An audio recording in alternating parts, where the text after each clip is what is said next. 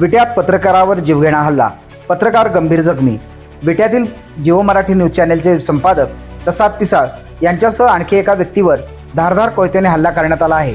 Jio Marathi news चॅनलच्या ऑफिसमध्येच हा हल्ला झाल्याने विट्यात मोठी खळबळ उडाली आहे। हल्ल्यात गंभीर जखमी असलेल्या पिसाळ यांच्यावर विट्यातील ओमश्री हॉस्पिटलमध्ये उपचार सुरू आहेत। विटा पोलिसांनी तातडीने घडलेल्या घटनेचा तपास सुरू केला असून अधिक माहितीनुसार दोघांना ताब्यात घेतले असल्याचेही समोर येत आहे, तर अजून एक जण फरार असल्याचे समजून येत आहे। या कोयता हल्ल्यात एक जण किरकोळ जखमी असल्याची माहितीही समोर येत आहे।